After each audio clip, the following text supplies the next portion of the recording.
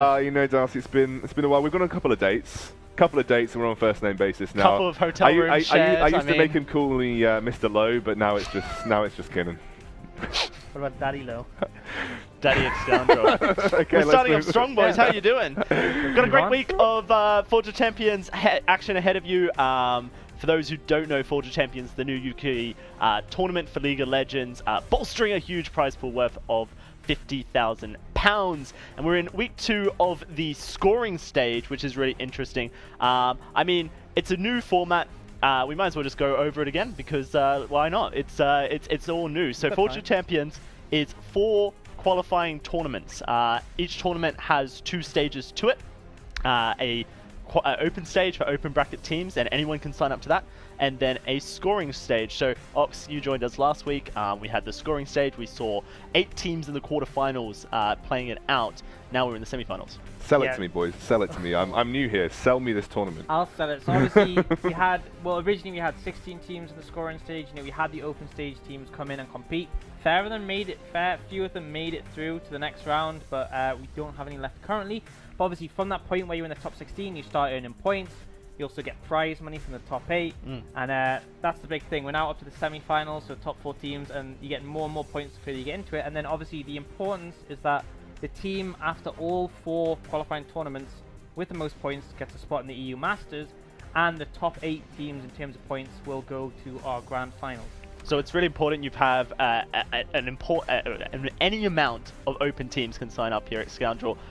Then they go up against the 8 Premiership teams from the previous seasons, and then like Ox put, each week we have a scaling system. So this week, you know, the first place is worth 2,200 points, but in week 4 it's actually worth 5,500 points to win it. That's a lot of points, Darcy. Now tell me, look, imagine I'm Mr. Casual League of Legends player. I'm looking at Forge of Champions. I'm in the UK. I want to make a team. Like, what do I do? Like, can anybody sign up to these open tournaments? Is this... Even I could sign up, Excalibur. Even you could sign up. I'm a gold 3 pre-rework Aatrox 1 trick. So I mean, that's just Guinzu's blade. How do I do it though? How do I do it? All you have to do is go to forgeofchampions.com. That's where you can sign up. We have sign-ups for the 2nd open qualifier, which will be happening Friday, the 7th, I believe, of July. Nope, that's 6th of July because I can't do dates. And anyone who wants to sign up can go to forgeofchampions.com right now and sign up. If you have a team, then go and sign up your team. If you're a solo player, then you actually can just sign up as a solo player and we'll put you with a team. You're telling me that a lonely guy like myself... You're not lonely. ...can find team love on forgeofchampions.com? That's basically what we're saying. It's like Tinder, but for UK LOL. Wow. If you guys aren't signed up, sounds like the best opportunity of a lifetime. Yeah, forgeofchampions.com. I could find my soulmate on forgeofchampions.com. So if you haven't been there, I suggest you go and check it out. I mean, there's other things on forgeofchampions.com. You can check out the VODs of the previous weeks as well. So, you know, there's entertainment as well as love. It's like a multi-platform website. I can do everything on it. Yeah, set it to your homepage. If you are using a browser right now, ladies and gentlemen, if forgeofchampions.com is not your homepage, it bloody well should be. And we're talking about setting up homepages. You know how you can set up multiple homepages? The second one should be twitter.com/LVPUK. That's the Twitter. That's where we're tweeting out all the different things about Forge of Champions, what we've got going on. So if you want to keep up to date, LVPUK is the Twitter, and of course the hashtag if you do want to kind of get into the discussion that's going to be happening, the bit of a banterous discussion I feel that's already started here on the desk. Have I dragged the desk down? Have I dragged the desk down a little bit since I was joined? It's brought it up. It's quality up. It's hashtag Forge of Champions 1 for this first scoring tournament. So make sure you do join the conversation with that hashtag Forge of Champions 1. Like I mentioned earlier, we do have VODs available. It's youtube.com/LVP_UK. So search for that. All the VODs get uploaded the day after usually. So if you haven't actually caught up on last week's affairs, then make sure you go do that. We had some great games. Excel kind of got upset to Eminem. I mean, why don't we just bring up the bracket? I think the bracket is probably the best way to explain how everything did go on. So as I said, some great games that did happen last week. Eminem getting upset Speaking of the VODs, I did actually watch one of those VODs with my boy Orcs here. We went to the YouTube channel and we watched XL versus M&M, and we saw XL get slaughtered in that first game. Jokerism popping off the 4-man Oriana Shockwave. I actually went through a whole range of emotions that really enlightened me by watching that YouTube VOD. So if you haven't watched the YouTube VODs from last week, LVP Space UK is the channel. Oh, you can check this out guy. some I'm glad teams we get hired him. decimated. Yeah, that's what I'm here for, and on the reminder. Subscribe, turn on the notification bell. Make sure you hit the like button and comment your favorite League of Legends champion. Please comment, like, and subscribe. LVP_UK. Not underscore, space. Oh, Space UK. Yeah, we're gonna plug and sell our souls here at Scoundrel. We might as well. Do it right. Correctly. So let's have a look at what's happening today. Let's look at the schedule. We've got the semi-finals coming up, and it is, of course, going to be Misfits versus DIABOLUS as our first game of the day, the semi-final coming up. And then after that, we'll be going into Wind and Rain versus M&M. I think we've got some spicy semi-finals today. I actually genuinely think that overall, the level of DIABOLUS versus Misfits is going to be the higher of the two semi-finals, just based on what we've seen from these guys in the past. Right. But obviously, with new meta, you can never really tell which team is on top until you've actually seen them play.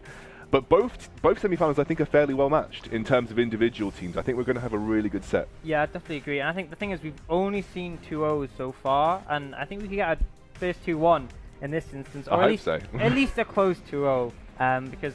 Yeah, as you said, I think they're both very closely matched. I think obviously Misfits are the reigning champions from last Premiership, and DIABOLUS have come in with a very strong competitive roster. And on the other side, we've seen some, I mean, regulars in the UK scene, I'd say, but they have stepped up. You know, we have Fax against Jokerism, which I think is a pretty hypey matchup, and then, you know, Kerberos came second 2 splits ago. Yeah, so he's that's his claim to fame. He's been a second. And yeah, first lost to me. Let's have a look at the brackets, guys. So we can explain this far easier if we have the graphic in front of us, how the round of 16 all the way through. That's actually the brackets. Here you go. You can see the teams that made it all the way through the tournament so far. All the way in the round of 16, lots of new teams. Those are all the open division teams who made it the way through. Feeland and Super Duper Giant Truck Team were the ones that made it towards the quarterfinals, which is important because they're the ones who are getting those points that could get them into the playoff stage later on in the tournament. But then Wind and Rain beat Feeland, M&M upset XL, DIABOLUS. Would we call that an upset against Enclave? I think maybe historically it's an upset, but this new roster from DIABOLUS is feisty. I think it's a good roster. I think DIABOLUS have got a really good roster behind them. I wouldn't call it an upset against Enclave, although I do think Enclave underperformed in that game specifically. I think they were quite even matched. And then we're talking about the XL upset. I think M&M, maybe we gave them a little less credit than they were due. They do have a good team behind them, and I think this M&M roster could go the whole way if they play like they have been doing. I mean, the organization kept it under wraps for a very long time who the roster would be, and so when it was announced, it was kind of the last of the Premiership teams to announce their roster, and then no one really had time to react to it. Yeah, I think that's the thing. I think it's not just M&M stepping up. I think XL underperformed. It came both ways. They did, yeah. I think going into this, a lot of people had expectations that XL would be the team who could win the whole of the first qualifying tournament simply because of their performance at EU Masters. And then obviously they came second last split, so a lot of expectations, and obviously didn't deliver, and it raised the question, if M&M knocked them out, does that mean M&M are now the favourites in some people's mind, maybe? I think if we reflect on that game, Ferndog did come out on Twitter and say, this was my fault, I drafted bad, basically. I mean, the 2 points I'd say for that, I mean, yes, that's a valid point, but one, it is a hard meta to sort of... It's a hard meta to draft right now, yeah, it really is. Even if you feel like the draft has an idea in one regard, they might not get executed the right way, and the second thing is, I've personally played on a Ferndog, he will always say that. It's like... he takes the fall, he takes the fall, If he's not drafting as well as Coma, he's like, this is my fault, I'm blaming it for myself. I think there was underperformance from the players as well. I think it's a multitude of factors, but again, you know, they are a team who I think will bounce back for the second qualifying tournament. They will, I'm sure. To see that. I think it's important you bring up draft because, like you mentioned, it is a difficult meta. We are playing on live at 8.13. There was a hot fix last night with a couple of changes that the players are going to have to swiftly react to, and Aatrox, the rework, is now available in the Forge of Champions, was banned globally last week, so maybe we see some of that new Aatrox action. Maybe we see some spicy Aatrox. Wonder where he'll actually end up going. I mean, I honestly don't think it would have mattered if it was available last week, just because it was so bad. But since then, it's received so many buffs and hotfixes. There's a chance it shows up. There's a chance it's a viable champion, and I guess we'll see today. I mean, you were raising the point earlier on, Orcs, about Caitlyn. About all the hotfix changes to Caitlyn. Yeah. I mean, we could potentially see her come into the meta some way. Yeah, that's an interesting one. I mean, we'll talk more about that if it does come up, but it has been changed a lot this past. There's been little tweaks. Well, something we can comment on. We could talk about it if it gets to that stage, Yeah. but I think the hotfix could have some influence. And what's going to be really interesting to see is how the teams and the coaches and the drafters specifically react to this, because that is what makes a good team, the quick reaction and the quick read of the meta. And specifically, last week we saw Misfits go up against the Super Duper Giant Truck team, one of the National University Esports League's teams, Lanul. It wasn't really a matchup for Misfits, it was just another day in the office. We haven't really seen Misfits yet in this season.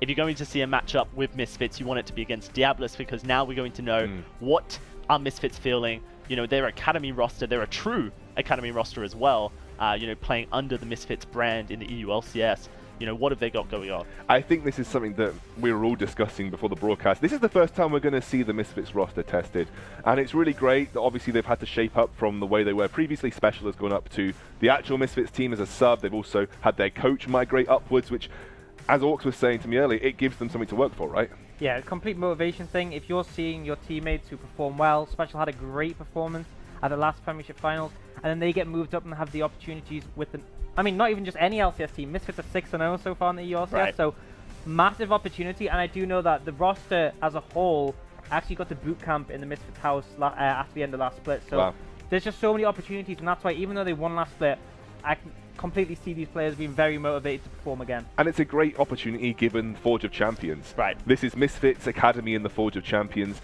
This is where they get to show their stuff. This is where they basically show off to the world, to the UK, what they can do in professional or semi-professional level League of Legends. And that is there now showcasing their ability for a potential move up to like the LCS team like Special did. Yeah, there's 2 EU Master spots as well, so this team could just make the way all the way through, like the Renegade Benditos did back a couple years ago. They came through the UK League, they're now Misfits. Yeah. You know, it's Max4 and Afari, just kind of living that UK name for us. Something to talk about historic, because there obviously is one spot available from getting the most points, and historically the last 3 splits, Prospect, the support for Misfits, his team has had the #1 regular split finish. The last 3 almost splits. undefeated. Yeah, he always drops 1 game, and he actually talked about that. He thinks he's going to drop 1 again, and will it be against DIABOLUS? I guess we'll if you're going to drop a game, this is the tournament to drop it in, right? Yeah, the so, early you know. one, not with as many points, but yeah. Let's talk about DIABOLUS. Flackish, NG, Zeph, Cookie, and Anthrax. You know, some familiar names there. Flackish clearly comes to mind, but last week the stand-up performances really came from the jungle and the mid lane in Zeph and NG. Yeah, I mean, that's the thing, is that you see this is a completely fresh team as opposed to Misfits, who have made some slight changes, and you expect to keep on their strong run from last split. But DIABOLUS, we knew there was a lot resting on them because they were a strong roster, but we didn't know how they'd perform together. And honestly, the jungle and the mid, who were probably the smaller names regarding their team, performed really well. They're rotating towards top, and just showed they had a lot of coordination as a team. And the really thing that I find exciting, especially as someone who lives in Manchester, is that the team is just based in Manchester. You know, they have a gaming house in Manchester. They're performing in the different esports arenas around Manchester as a team as well. So they're really investing in the UK scene here. Yeah, and it's another team to follow the lead of XL. XL took that place in Reading, where they have their team house. Now we have another team in the form of DIABOLUS working closely with Belong by Game to get that gaming house underway. So honestly, it's just I'm hoping more and more teams end up doing this, because I think the overall idea is that our ecosystem becomes that similar to the Spanish scene, where we do have the opportunity for players to make a potentially full-time professional career playing UK League of Legends. Which, me saying this now, thinking 2 years ago, if I said that, everyone would have said lull. Like, everyone would have just spammed lull in Twitch chat if I said that 2 years ago. They are spamming lull in Twitch chat right now. They're probably spamming lull in Twitch chat right now, but you know that is a future that is on the horizon, given the way some of these teams are going, and I'm really impressed to see that the UK is willing to invest that in our ecosystem. And that's what's going to happen with Forge of Champions as well. You know, like mentioned at the early broadcast, we are here in Barcelona and the studios, and you know, the grand finals will be from Barcelona, but the idea is that this just moves back into the UK, you know, London, wherever it may be, and the Forge of Champions League is broadcasted from London, it's played in London or whatever. You know, obviously details to come, who knows, we're just teasing stuff. Yeah, that's the idea. I mean, obviously now that it's a bit strange that we're in Barcelona broadcasting the UK League, but the idea is in the future that this will be based in the UK, the entire ecosystem will revolve around the UK. Your boy Orcs will be on the screen every week, you know. Yeah, the dream. I mean, but that's the idea. Basically, the situation was, we wanted a holiday. We also needed a cast there. Yeah. I just Excuse buzzed. me, Mr. LVB, can I have a holiday to Barcelona? Yes, thank you. Just buzzed Sergi from LGC. Look, we don't want to do it in the UK. The weather's a bit crap, you know. Like, can you get us over to Barcelona? And the players can stay in the UK. It's fine, you know. I mean, I'm not complaining. You're dressed for the weather, mate. Yeah, exactly. I have the flowery vibes every week. Living it up. Let's rejig back to MISFITS, because I think you raised a really good point, Darcy. We're talking about the fact that this roster has kind of been forged. I don't really want to use that word too much with the Forge of Champions, but it has kind of been forged together of kind of solo queue players. They haven't probably had too much experience together.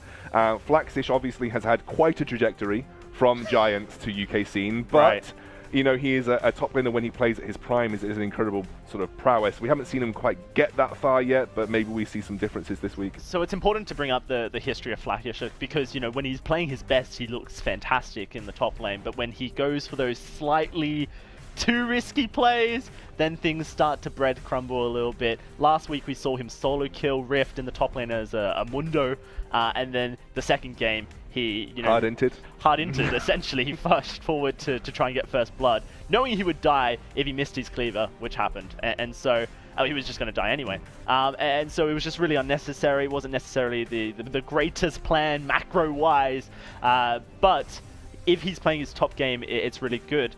MISFITS, like you mentioned, have Kenzuki stepping into specials shoes. Last season, it was Afflict stepping into the jungle role as like a solo queue player. Now we have Kenzuki, like a Challenger 900 LP top 10 mid laner on solo queue. Can he fit into the team? I really want to highlight that matchup against Zeph, because DIABOLUS' macro game between NG and Zeph really controlling the map was what won them against Enclave. Yeah, I think in terms of individual raw talent, there's a lot from Kenzuki and Afflict, and it's interesting to see how they'll match up against the more coordination from DIABOLUS. Well, we are jumping into picks and bans. Let's get things underway, gentlemen, with MISFITS on the blue side and DIABOLUS on that red side. First ban, of course, going to be Rakan coming through. We'll have to see what DIABOLUS do decide to get rid of. Yeah, makes a lot of sense in terms of cutting away the Zyricon, not just a bot lane, but we have seen the gold falling in strat coming from the jungler and mid, so getting rid of that one. We saw it a lot with Liquid in the NALCS, and also from 100 Thieves. I think Afromu playing a lot of Rakan and then running with either the Xayah funnel strat, or even with it worked with Kaisa quite well as well. So yeah, Rakan's really strong at the current moment, and none of these other bans surprise me, although Nocturne did receive a slight minor nerf in the hotfix last night. Tiny. It's a bit of damage, but it's still very strong. I think what Nocturne provides to a team is that because of the way the meta seems to be revolved, we've got a slightly elongated laning phase. Laning phase is much more important. Nocturne hits level 6, and you can pretty easily power farm to level 6 on Nocturne. You just bam a lane and that's it. Like, that's starting to generate an advantage, and he's got such a strong gank presence post 6 in the lanes. So yeah, it's just one of those things, but I don't think anyone is surprised by the first pick here. Dr. Mundo got picked first, guys! Exciting! Talia's still up though. Yeah, that's very true. I think that was the interesting thing is Talia and Graves are still both available. Oh! Shut up! Aatrox got picked. Talk. Yeah, so new Aatrox obviously got a series of buffs, and I think once you know that you're against the Mundo, once you know the matchup, I think that was the thing that I would say is that there's quite a lot of skill involved with the Aatrox. You have to land this Q. There's a very fine window. I think when you know you're against an immobile Mundo, at least in the early game, it's a fairly safe pick to take. And the interesting thing is that neither team has picked up their jungler yet, and Graves and Talia, which were really high priority for both these teams last patch, hasn't been picked up. And I think MISFITS originally went, look, they're both available, we're not bothered which we get, we'll hand it over to you. And then DIABOLUS has gone, you know what, we're fine as well, we'll hand it back. So likely we'll see a jungle pickup in this rotation, but we are actually seeing the Lucian initially. So both teams going for an AD carry in the bot lane, which I guess it's a bit expected from Cookie, but MISFITS have been willing to play other things. Yeah, but it has been the general trend of the UK scene to see, especially Lucian, been making a lot of sort of appearances in that bot lane. And Lucian is really good at dealing with these melee sort of mid laners or melee assassin type engagers because he's got that dash. Any kind of high mobile AD carry right now is quite strong just because you don't get locked down so easily. And I think a lot of people liking Lucian because he spikes well and scales decently as well. And interesting that the Ezreal comes through because he's going to have a slightly better laning phase versus the Ezreal, depending on the support sort of duo there. With the Braum going down, you're not going to get that Lucian Braum lane, so we'll have to see. So we've had our top laners, jungles, and AD carries all picked through here. Now the ban's going to come through. Clearly mid lane has just been ignored, support has been ignored so far. Surprising, though, that we do see Nidalee continue to be banned away from Diabolus. That says to me that potentially they don't believe that this Sejuani... Well, I mean, where else does she go? Like, why would you ban Nidalee? That'd be so weird. That's a really... I mean, we could be seeing something we aren't, but my expectation was they picked up the Sejuani and the Trundle. Obviously, Talia did get some nerfs, particularly to a jungle. The cooldown on the Q early, so clear is not as good. It makes sense to me that that's a bit lower priority, but interesting, we just haven't seen the Graves touch. It looks like both junglers want to go for something more safe to facilitate their team.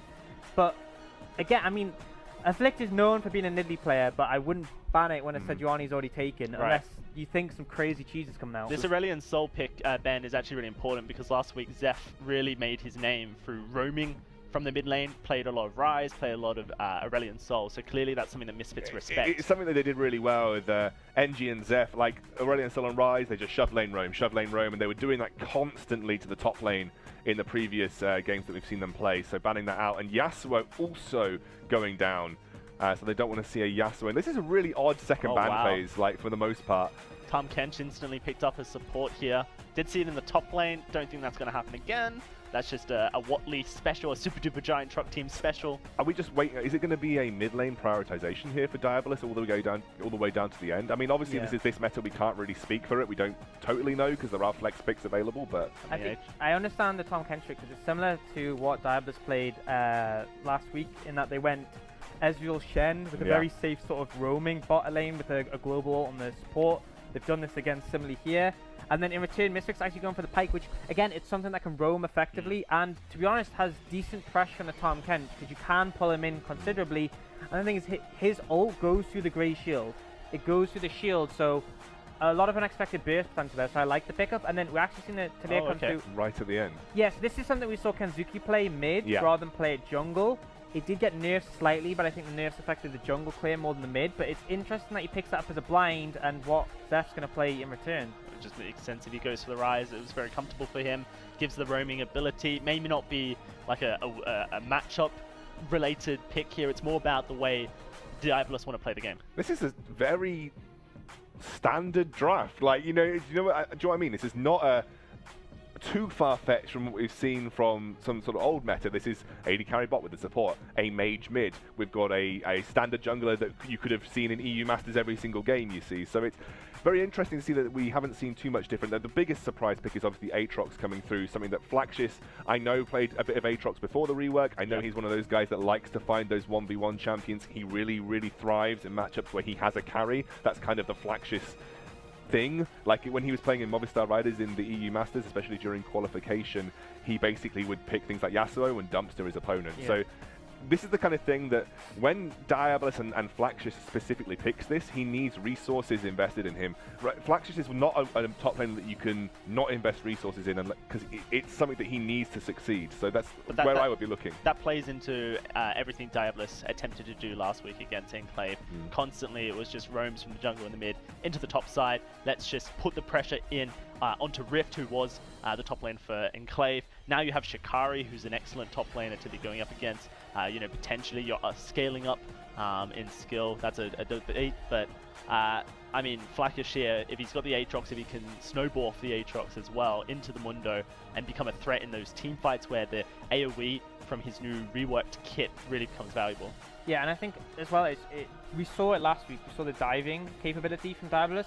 This top and mid side of their draft just screams, we want to dive you again and again. They have the Ryze, it's great to move top side. Trundle at level 6 can easily cut down a Mundo, and then Aatrox can obviously revive. Mundo is really hard to kill in the late game, but once he's level 6, there's a lot of potential for it. Yeah, and I actually think the Trundle pick is really key into the Mundo here, because we've talked a lot about how a lot of compositions these days just can't kill Mundo because of the way that damage is output. A lot of Mundos would generally tend to be weak against consistent sustained damage that's able to apply things like Mortal Wounds or Grievous Wounds. So having the Trundle on board in this situation means that even post-6, even potentially late-game teamfights, you might be able to burst that Mundo out, or at least you'll be able to do more significant damage that you wouldn't be able to do previously. But we need to look at these compositions overall and talk about what their designed win conditions are. Yeah, I mean, honestly, they have very similar win conditions. I mean, in some ways, they both want their mid laner to roam. They both have a tanky jungler who can potentially get ganks off. but I feel like you want to play more around the bot side as Misfits. You want to play more around the top side of Diabolus. Yeah, I agree. And it's basically snowball on the other side of the map to the point where you can end up getting a lead and getting ahead. I think the slight scaling advantage goes over to Diabolus. I would be in agreement there. The only thing that I think scales better for Misfits is the Mundo in terms of being that front line, but you've got that Trundle that cuts down some of that scaling. I agree with you. I think Misfits with the Lucian Pike lane, with the Talia wanting to shove in, especially will shove in Ryze a little bit earlier. They might have that opportunity to roam bot more frequently in the early stages of the game. They want to get Lucian rolling. They want to get Pike and Lucian rolling in that lane against a lane that traditionally is not going to be good in terms of the lane bully matchups. This is a bot lane, like you said, with the Ezreal Shen. They just want to farm, wait and farm, wait and farm. They're not looking for big lane trades. Whereas if you're picking a Lucian Pike, you're looking for lane trades. You're looking to try and shove in, put pressure on, have Pike roam if necessary. So I feel like Misfits are trying to play this around the bottom side of the map and snowball off that first tower, make those proactive rotations to gain tempo. Whereas you're playing on the other side of the map for Diabolus. They want to get the Aatrox into a position where he can just bomb Mundo whenever he gets the chance. One thing that Diabolus did really well last week was playing very safe in the bot side. Cookie and Threx just kind of did their own thing, farm, didn't really get into too much trouble. It's an Ezreal Tahm Kench, you know, it's relatively safe. You've got the Devourer if things get sticky, and of course, Ezreal can just blink out of nowhere. So, you know, Lucian and Pike are going to have trouble potentially getting in there, but you were talking earlier about how Pike can kind of turn those safer lanes into kill fests. Yeah, I think you're not really going to be able to pressure the Ezreal. Obviously, he can be devoured and he has his Arcane Shift, but when the flash is unavailable on the Tahm Kench, you're very vulnerable. I mean, if Talia comes down and cuts him off with a wall, there's no way he gets over it. You're pretty much dead.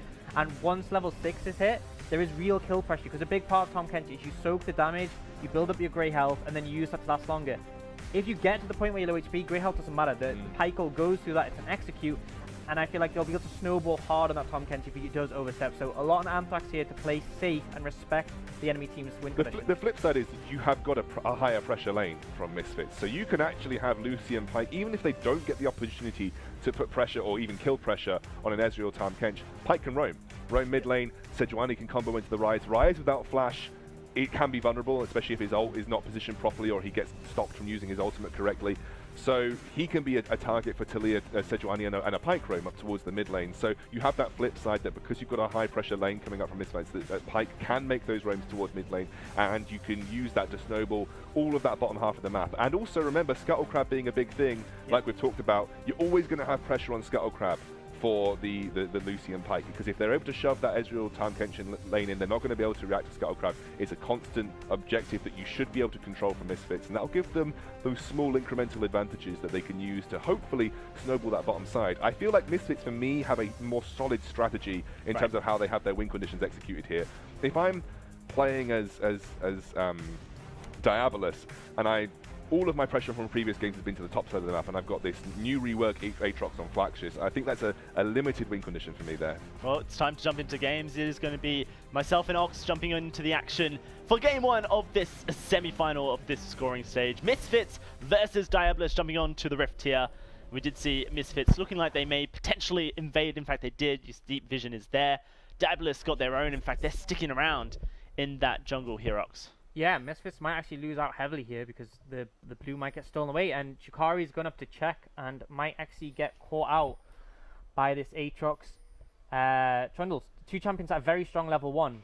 A lot of damage, so interesting to see what happens when he walks in. Oh, does check with a cleaver, but doesn't find anything.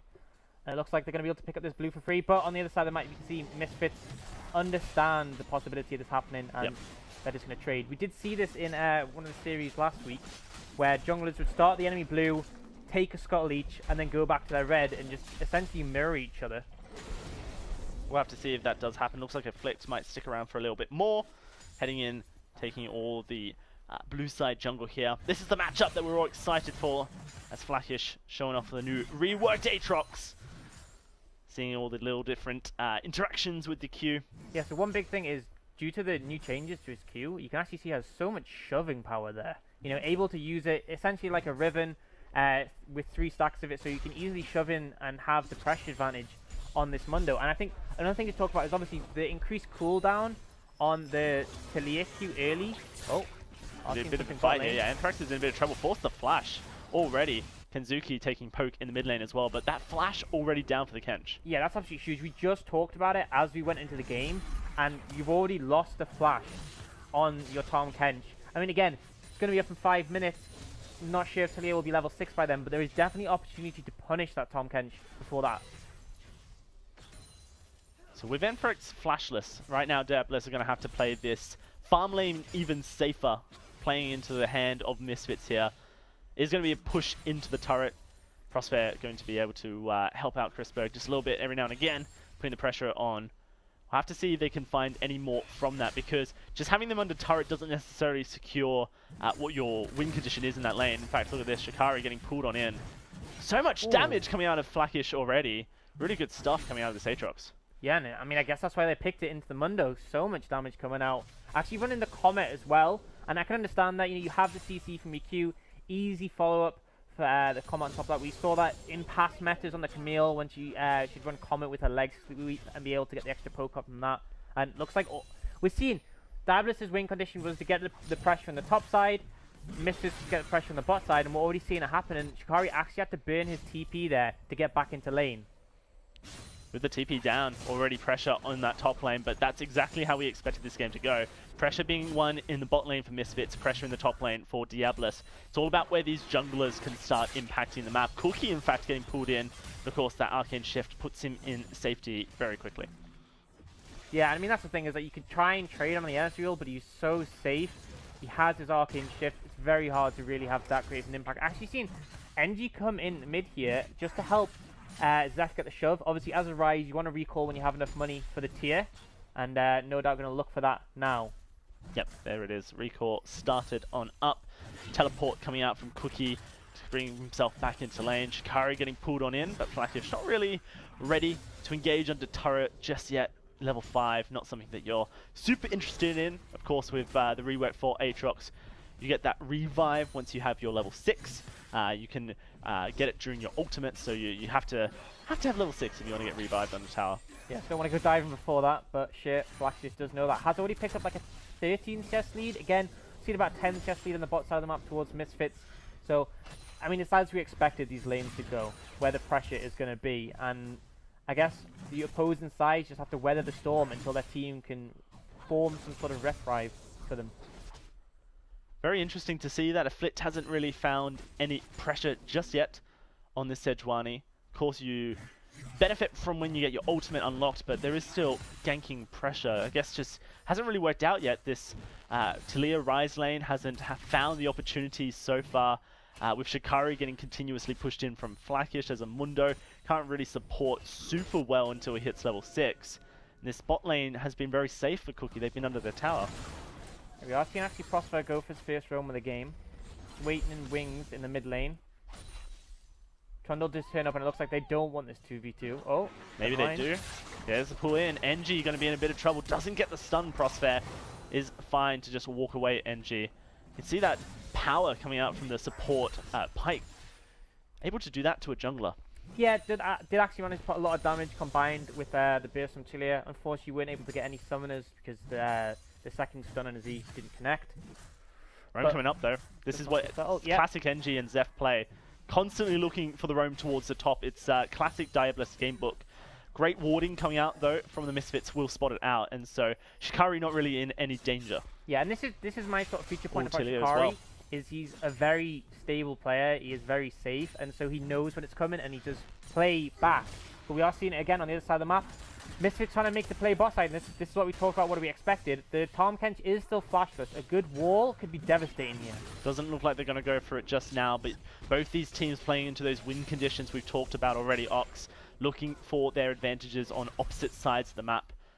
Not going to find them just yet. Potentially starting up this Rift Herald though is DIABOLUS. You do see Zeph come on forward, going to start it up as well. In fact, they're going for a gank. Zeph going to Whelm Warp towards the top side. Shikari is going to have to be forced backwards. In fact, popping his ult respectfully. Doesn't want to even be involved in a fight.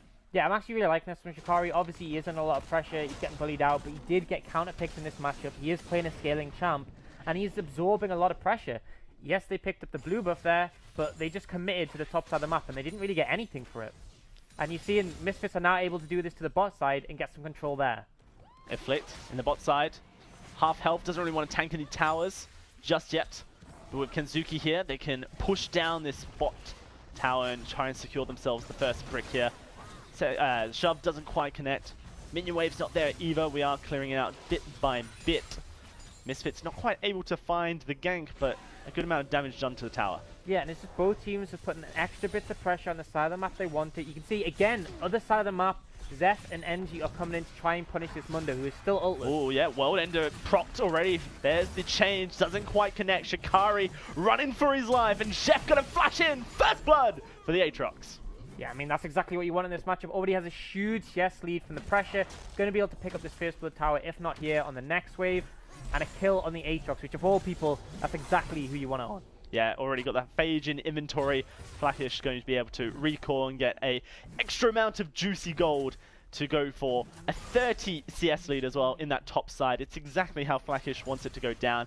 And securing that first turret blood is perfect for Diabolus. Yeah, I mean, that's the difference as well. It's like you look at Diabolus, this is mid and bot lane. They're just stacking tiers now. Yes, bot lane's a little bit behind, and they took some damage on the tower, but they're really not bothered. We've seen the play here, so Flax just pops it early, manages to put the chains on a Shikari, doesn't actually connect the second time, but you can see he knows that under the turret he's going to die, but Zeth comes in with a flash, and that's enough just to lock it up. Great coordination from the team, solid macro play overall. Yeah, well, potentially Misfits kept their top laner alive, but this is what Diabolus does. It's not a one-man gank. It's never a one-man gank when Zeph is involved. Always roaming up as two, this jungle mid laner combination, constantly holding hands when it comes to the macro game that Diabolus wants to play. And interestingly enough, Ox, we kind of talked about it last week, Diabolus consistently winning around that 24.5 minute mark. They have this kind of scaling game plan that constantly means that they're killing the Nexus around that time. Enclave finally broke the norm in the second game of the quarterfinals. We'll have to see how this one does go, because Misfits, they're the #1 Premiership team from last season. They are the expected champions of Forge of Champions. They're who everyone would place bets on, really, if you're a betting man. Yeah, I think that, I mean, this game does seem to follow that trajectory they had in the first game against Enclave. They have a lead already. They have a lead in the top lane. If you look at the AD carry and the mid laner, they're going to be wanting to stack their tier items, and that's when you're going to want to snowball the game. So this game, yes, it's only a 1.8k gold lead, not massive, but this is exactly how Diabolus wants it to go. They want to let that Aatrox just split push with an open lane, and then eventually once your tiers are stacked, that's when your composition comes online. Looks like this Cloud Drake will be secured here by Misfits. No contest going to come through. Not even a true shot barrage from Cookie. Cloud Drake's, of course, one of the most fabulous Drakes. Yeah, I mean, in color. Yeah, they're better once they got buffed, but still, they're not worth crying over if you do end up missing out of it. Diabolus not willing to give up the pressure for it. But actually seeing a play head towards mid. Oh, Zeph going to realm warp towards Kenzuki here. NG's in there as well, forcing the flash out of Misfits mid laner. Yeah, good respect on Flash. Flash just had actually roamed as well, and they're looking for this mid tower. So good he did flash there, but they might actually be able to just start to pressure this tower. Mundo is in the wings. The good thing about Diabolus doing this as well is that, you know, every minute that they put pressure somewhere on the map and Misfits is forced to respond to that is a minute that Cookie and Anthrax just get to continue farming down bot side. They're not really being touched yet. Yeah, absolutely. They're fine in this situation. Ezreal stacking his tier. Again, Zeph's happy just stacking his tier as well. There's no problem with this. I feel like their comp is really going to spike hard mid-game. Mundo's not going to be that tanky, especially when he's facing a Trundle. Ezreal and Ryze will be pumping out a lot of damage. I think Misfits, if they're going to weather the storm, which it looks like they are right now, they're going to have to weather for a lot longer and wait for that sort of 3-4 item point on the Mundo before they can really contest. Kenzuki's Talia last week was a fabulous show of skill and prediction. So far hasn't found anything just yet. Afflict showing his face in the bot side does mean that Misfits will secure this tower. The Rift Herald has been placed mid lane. Looks like Diabolus want to instantly respond with a tower of their own, and knocking down that mid lane tower gives them so much control over the jungle. Yeah, and absolutely opens up the map. I mean, oh, looks like that could go for Shikari. I mean, he's a Mundo. He's got that ultimate. He does the ultimate thing and he survives. But another chunk of damage does come out of that Rift Herald, meaning that that tier 2 tower does take a bit of damage. And Shikari all this time pushing, Flackish all this time in the top lane pushing that top down tower. I mean, Diabolus just have full control of the map. Misfits are forced to do what Diabolus want. Yeah, I mean, they did manage to get that bot tower, but they committed to that. They lost their mid tower. They lost the top side of the jungle. And yeah, exactly. Diabolus are completely in control, and by taking out that mid-outer tower, Ryze is now free to roam. He's going to shove in. Talia's without flash. She's not going to be able to roam first because she has risk of getting picked off. Now Ryze, I mean, obviously he was before, but Zeph is really going to be able to impact this map, particularly that bot lane, which almost sticks out like a sore thumb. I don't know what that is. Oh, it's a phone. Hey, Tom. Do you want to answer it? I'll call him back. Ox is new to casting, guys. He doesn't know that you have to mute your phone. Yeah, my bad. My bad. I hope it was something good. Maybe he had something that he wanted to tell us about the game. It could have been our first call-in. Yeah, actually, we are doing call-ins, so... yeah, 0800 Forge of Champions, if you do want to call in and let us know your messages. We'll be picking them up all night. Thank you for that. Let's focus on the game now, for now, though. I really just want to know what Tom wanted to say. Like, I know that you want to move away from this red-faced moment, but I would much rather just sink my teeth into it a little bit. Maybe he was trying to tell us about how Execution is calling, picked up on Flaxius, so obviously able to cut down the healing on that Mundo. Even more threat for a dive here, and you can see him walking down. Oh, well done. He's just going straight for it. Darkened Blade, here comes Tahm Kench as well. The Infernal Chains not going to pull Shikari back just yet, but they're getting closer and closer, and Flakish just wants it all. Knockups, it's a dead Mundo. And that's going to be the kill going over to Cookie. Zeph, though, in the top side, trying to fight for his life, flashing away, looking for a kill. He's going to get it before Prosper executes on that Pike, but a 1 for 2 across the map in favor of Diabolus. And it just feels like every play Diabolus goes for works off so much better. They get the kill for free. They have the wave on the tower. Yes, Misfits get a kill on the turn top side, but they're not even going to get the top tower, and they lost the 80 carry in the trade. Diabolus definitely coming out on top of this one. Absolutely. Gold swinging their way, 3,000 at this point. They have a 2-tower advantage, and Flakish continually able to push down this bot side. That tower didn't even go down in the top side for Misfits. They weren't able to get anything from it. Forced to recall back to make sure that the bot side was safe. Misfits continuously being forced to play Diabolus' macro game. Yeah, and I mean, that's the thing is that we have said that... Oh, never mind. Shikari, he's in trouble, and Infernal Chain's going to pull him in. NG's there as well, and here's the replay of Flakish diving on in. Oh, there it is. Shikari died, and now Prosper might die as well. Flashing over the wall. There is a teleport coming in from Cookie, trying to get into the fight. The war, trying to block them all up. This could be a collapse from Misfits. Kanzuki definitely looking for the kill, and he will be able to find it, as the rest of Misfits will group up. I wonder if Flakish is safe. I think he is. Has a bit of mobility to him on this Aatrox. Yeah, first sort of sign of life of Misfits of turning things around here. Good ult from Kanzuki to come in and get a kill off the backside, but you know, losing Shikari again, and this is someone who we said was quite a stable top laner, is able to let his team carry. He's really being punished here. 0-3-1 at this point, and a lot of gold behind on this Aatrox.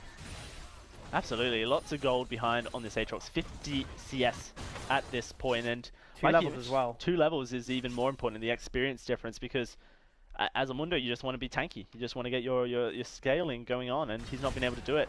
There's that kill onto Shikari. We did miss it out. It's pretty standard, just, you know, lots of lockup. But you can see Misfits roaming in immediately, and this was kind of the issue. Diabolus knew that Misfits were roaming in, potentially overcommitted to the Pike. Yeah, oh, TP coming in. Looks like they're going to find the Pike here. Yeah, Prosper going to be able to escape the chains here, but not able to escape Aatrox's domination. As Zeph going to pick up the kill for the 5th for Diabolus. And with a dragon spawning, an ocean, I do believe, looks like Diabolus may just fall back and get ready to secure that objective. Yeah, Diabolus is constantly willing to force on the Misfits. Anytime they see someone slightly overstep, they will punish them. And they're now in a portion of the game where they're really confident. They're getting the close. I think Ezreal's close to getting his tier fully stacked. The Aatrox is monumentally strong. There's no way Misfits can really fight them toe-to-toe 5 against 5. So they're trying to find windows. Like here, they may well get this top lane turret. But again, not a great situation to be for our boys in blue.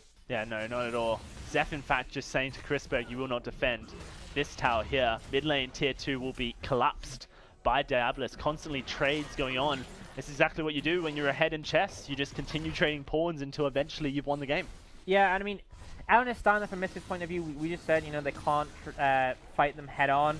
So they are trying to get objectives across the map, but Diabolus are always sort of getting the favorable trade in the situation. Yes, Misfits get the top tower, but Diabolus get the mid-inner tower, which is a much more luxurious prize. Ooh, never mind. Emphrex does get pulled back. The seismic shove to do some damage. Misfits not fully committing just yet, but here comes the Flick with the stun. Devour to keep Zeph alive. Anthrax would go down as Kanzuki picks up the kill. Ooh. Can the rest of Diabolus escape is the question. Looks likely, but never mind. Oh, that was close. Well, they do get something back. Obviously, seen the ult come out from Prosper. Didn't manage to get the kill, but will get the gold on Anthrax. And in return, they do pick up a second Cloud Drake. Again, not the most impactful thing in the game. I'd much rather have 2 Infernals.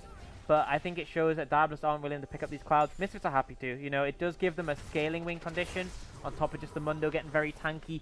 There is a point where if they manage to stall this game out for long enough, the Elder Drake could be a conversation, and they are in the advantage for that as of now. Absolutely. More Drakes, of course, stacking up that damage that comes from the Elder Drake, something that Misfits will potentially be looking as their comeback clause.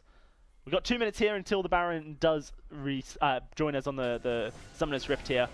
So far, Diabolus have shown that they have the superior macro game, able to continuously play this game. Realm Warp not going to find a target just there as Kanzuki escapes. Anthrax also using his ultimate. Lots of ultimates, in fact. Yeah, and it's actually quite huge for Misfits to survive that. Because it gives them a little bit of a window. You can see that Diabolus permanently wanting to force with these global, not just the teleports, but also the ultimates. And when you miss the mark like that, it does give a bit of space to Misfits just to farm up. Baron does come up in a minute, and you can see from how Diabolus are playing, they want to secure control of that already. It's going to be difficult for Misfits to really stall out when the Baron becomes a threat. It's worse feeling. Chris Berg, I'm so sorry. Not only are you an AD carry, oh, never mind, Zeph may just be in trouble here. Trying to flash away, trying to get to that blasting cone. Over the wall he goes. Gonna have the Devour to try and keep him alive. Dodging out the Pike ultimate. Oh no, Prosper. Show us that emote span. Yes, we saw that. We caught that on camera. Oh, so sad to see. You know, they had a great idea for a play. Zeph got punished for overextending, but great save from Anthrax. And you end up burning the flash from Chris Berg and the ults from both of them and saving your mid laner. I mean, they are rewarded with some vision control around the Baron, but Misfits players just aren't going how they want here. And you're kind of starting to see this Tahm Kench into the Pike. Yes, it was a blind pick of the Tahm Kench, but there is that element of the Devour could just potentially cancel the ultimate from Prosper. He needs to get that execute if he wants to continue getting the resets, which is what allows for the Pike to then, you know, obviously do so much damage as a support, but also generate so much gold for the team as well. Yeah, I think you need to kill the Tahm Kench first if you can. When you're ahead, that's completely fine. You can just decide you're going to go for the Tahm Kench. He's the one who's normally going to be warding. But when you're behind, you don't have that luxury. You take who you can hit, and you can see they're just going to hit whoever steps in this brush, which most likely will be Trundle, and there's honestly the possibility that he gets saved by the Tahm Kench here. But, you know, NG plays it smart, doesn't even step up, doesn't feel the need to. They're waiting for the shove in mid, and they actually did have a ward on the Wolves, so might have spotted them out positioning before that. Blackish also going to have his teleport coming up very shortly, which means that Diabolus can make a play for Baron once that that teleport does come up. Prosper caught out by the Trundle. He is gone, as now is time for Diabolus to start threatening towards that Baron. In fact, Blackish rotating down up to the lane. A Flick's going to get caught out and instantly flashing away. The Darkened Blade misses. A stun comes out. Blackish, World Ender, looking to go big as NG goes straight into the middle of the fight. Kanzuki's here. Can he do with enough damage? No, it's just going to be a deterrent for Misfits. We'll have to see if Diabolus do decide to go towards that Baron. Did lose a lot of health on Blackish, but he has that teleport. Could go back to base and get back into the action very quickly. Yeah, I could see that the plan for Blackish, you know, if they secured the kill onto a Flick, that would have meant the Baron. Bit of an overcommit, there does end up being his, well, trading his flash, and then they don't get rewarded. It looks like they're just going to reset here. Great from NG, though. Interrupted Prosper's dash with his pillar. Completely outplayed him there, and rewarded with that kill. But unfortunately for them, not able to secure anything more here. No doubt looking for the pick that does secure on that Baron Nashor. Now Misfits get an opportunity to go try and clear out some vision, secure it for themselves. They're not that far out of this game. It's only a 3,000 gold lead in favor of Diabolus. Misfits could turn this around with a really good team fight. Yeah, absolutely. I think that's the thing, is that Diabolus really need to pick up this Baron if they want to snowball the game. If you stall this for as long as possible as Misfits, there is a point where you're going to be strong. You know, Ezreal spikes now when he has this Triforce and he's fully stacked Mirror Mana. Rise in a great situation with his fully stacked Steris and his Omicron. If you delay it, you know, another 10-15 minutes, there is the potential Mundo does become unkillable, even with the Trundle ult. So, you know, there is still potential for this Misfit team. but it's not looking great for them as of it is now. And I think the big thing is how soon are DIABOLUS able to get this Baron if they do end up picking it up, and that's going to be the tell of how whether they're going to be able to close this game out before the Mundo is relevant. Grouping up in the mid lane. MISFITS just continuously trying to get little advantages here and there. The lanes are pushing, then DIABOLUS can't take the Baron. NG potentially in a dangerous position here. So much catch-out potential when you have a Pyke and a Sejuani on your team. But it does look like DIABOLUS are in position to potentially collapse. Ready for a team fight. There is a lot of AoE on DIABOLUS, especially with the new Aatrox rework, the Darkened Blade, 3 lots of knockups, plus the Infernal Chains that pull you back in, single target clearly. Yeah. Not to mention the Rise, the Trundle, definitely you've got a Tahm Kench.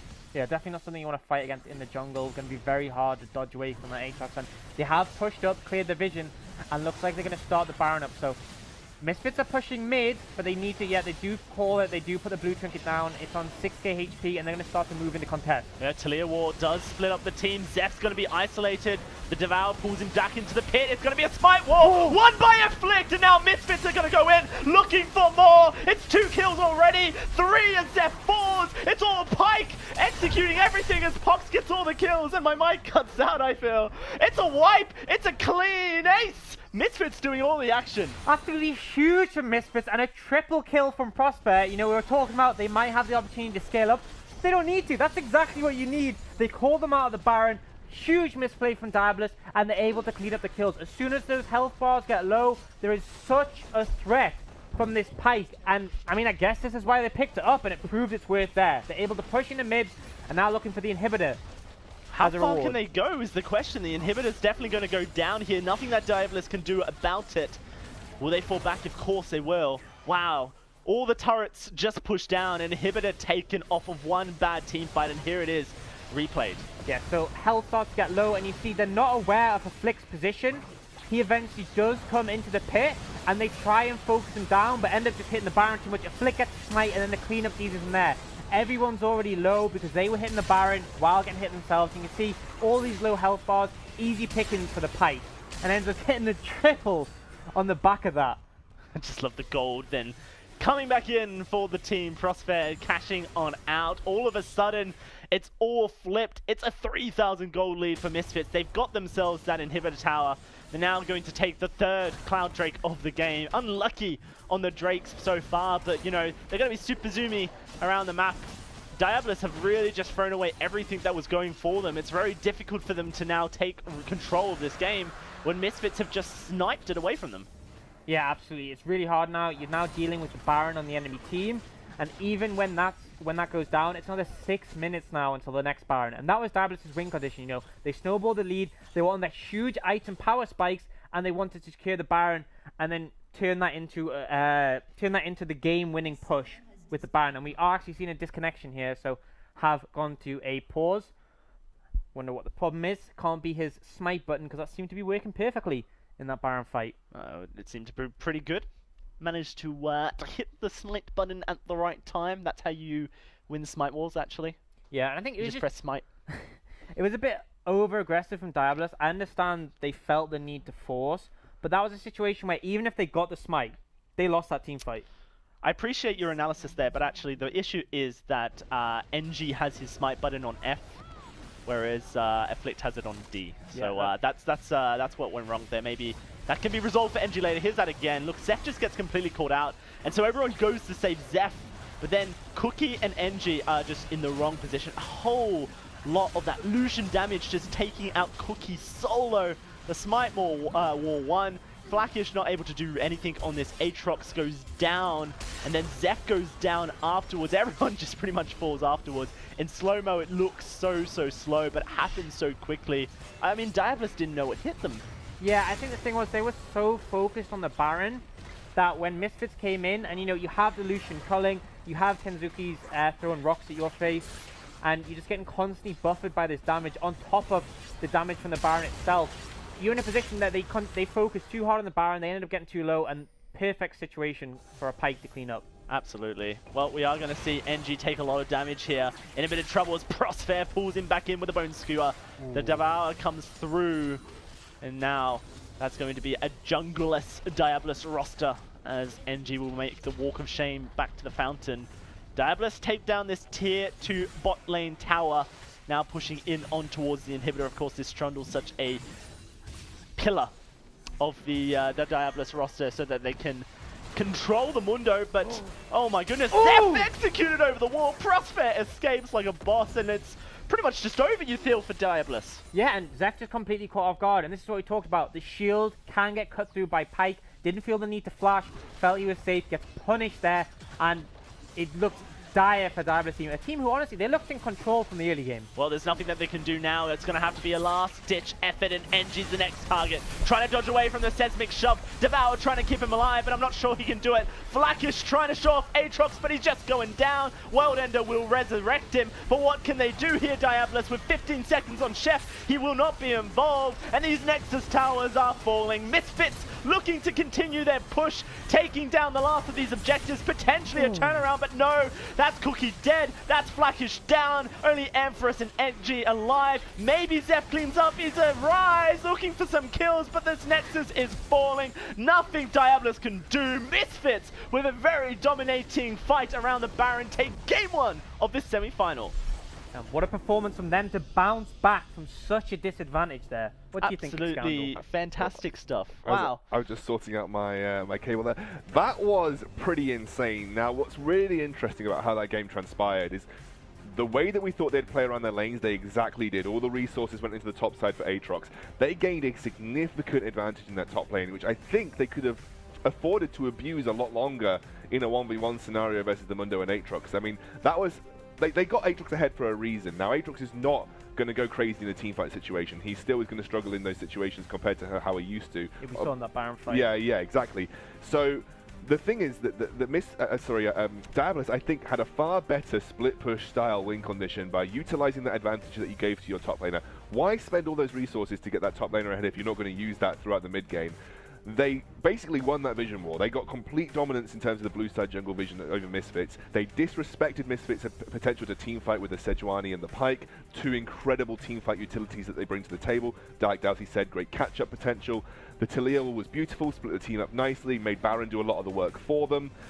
I think they just disrespected that teamfight potential. They thought they were further ahead than they were, and they didn't utilize what I feel was their main win condition, which was Flackish on the Aatrox. And that was a really big point, is that even though everything was going so well for Diabolus, it was only a 3,000 gold lead. That's nothing in the terms of League of Legends. You can constantly come back. We're going to see some of those key moments as the replays do start to play through. But for Diabolus, it was a lack of respect of the fact that they weren't actually that far ahead. So look at this. This is exactly as Orcs was talking about earlier. It was a really nice dive. The resources being invested. It is so much of what we've seen from Diabolus before. NG and Zeph heading to the top lane, putting pressure on the enemy top laner, getting Flackish ahead.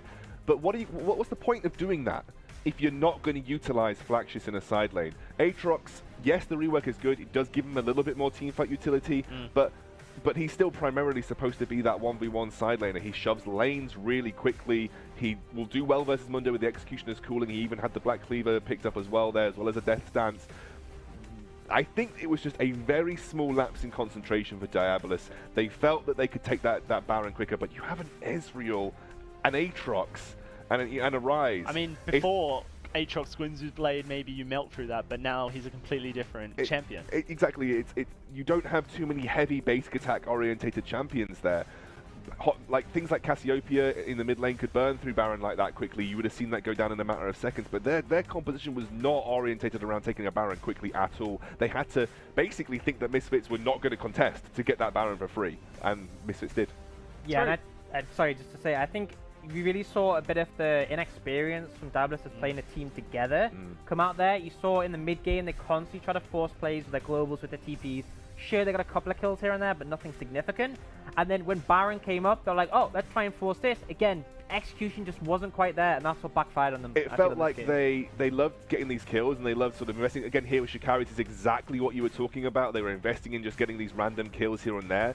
But the good teams will turn that into something. The teams that have the experience will turn that into something. That's something that Prosfair has been praised a lot for Misfits. A lot of the reason why the Misfits roster love having him. He's so good at turning those small advantages and calling the team to go for these kind of sort of major objectives. And this is a really important fact that you brought up, Excoundrel, was the fact that, you know, the split pushing worked so well for DIABOLUS that even though Zeph did go down in the top side, that was a tower that then got pushed in the bot lane. That was actually Misfits forced to recall to make sure that the inhibitor tower wasn't ever threatened. It was a constant, you know, split push and then potentially dive onto the split push lane where the Mundo's already struggling, where DIABOLUS could kind of just remove that one factor of the team that could potentially cause troubles for them. And you got to the point where Mundo was so tanky that we did talk about it. They didn't really have a team that had the ability to blast Mundo that hard. Like it was all... Mundo's very good at soaking ability-based damage because of his incredibly high health pool. And so he was just taking Ezreal shots, taking Rise combos, and that was fine for him. Even with the Executioners cooling on the Aatrox, none of those guys are Mundo tank shredders, you know? So it would eventually got to the point where he can soak that kind of damage in a team fight, and the team fight was just purely 100% better from Misfits. If you just compare those strict 5v5 compositions against each other, I would bag Misfits any day of the week taking a team fight in almost every scenario. Yeah, and I think particularly when the Mundo got strong, we saw he's just able to soak all the Ezreal Qs, so he just becomes irrelevant. The Aatrox isn't able to do that in reverse. Yes, he can cause some disruption in your backline, but it didn't feel like there was ever a situation where we could do that. They got a couple of picks, but they weren't able to get a good team fight with what they needed. I mean, if they managed to get an Aatrox flank on the entire backline, sure, their potential. And that's why I think when they went for that Baron, I think it's the right decision to try and force it. If they baited, I would have been much happier. If they bait, they have the Rise ult, they have the Tom Kelch ult, they could have easily turned, particularly if you get on top of the Talia, it's so free. But it seems like they tunnel vision completely unsecure in it. And Aatrox still struggles in teamfights from exactly the same weaknesses that he struggled from before. Any hard CC is going to absolutely stop him in his tracks. Like, he will just get shut down so easily. And there was CC for days coming out of the Misfits roster. That was such an excellent call for Misfits to make that play. That basically turned the whole game on its head right there and then, even though Misfits was struggling. So. And I love seeing Flackish pull out the Aatrox pick, but you know, it was clear that he hadn't found the mastery of the champion just yet. Yeah, there was a couple of Infernal Chains that didn't connect. There was misplays on the Darkened Blade. You know, with so much mastery necessary to make this champion work at a top tier level, you have to consider the fact that yes, it's maybe a pick that you haven't really played much against yet, but if it's not successful in team fights or at least in lane to get those solo kills, then maybe it's not worthwhile picking up again. You've picked up a really good point here, because this is a balancing act when you play a new champion rework or a new champion. It's your mastery versus the mastery of the opponent to be able to play against it. Like, the mastery comes in two forms. Playing it, but knowing how to play against it is the other one. So Flaxish is Flaxish in a nutshell, by the way. He would have felt that his mastery as a solo 1v1 player on this Aatrox would have been more proficient than Shikari would have known how to play against it. And even in the laning phase, you saw that. You definitely saw that in the laning phase. I just feel that for all of those resources invested into Flaxish, they didn't do anything with it in the mid game, and they actually played completely away from their team strengths by trying to force that Baron 5v5. Well, we're going to see... One quick point I'd like to add is, you saw the Mundo get first pick, you then picked the Aatrox, and I feel that you could have picked Darius in that exact situation, and it would have done everything Aatrox did, but better. Yeah. That's what I'm going to end on. That makes sense to me. We're going to be throwing it to a short break, but when we do return, Game 2 will be coming up. Can DIABOLUS bounce back against Misfits? You're going to have to wait after this break.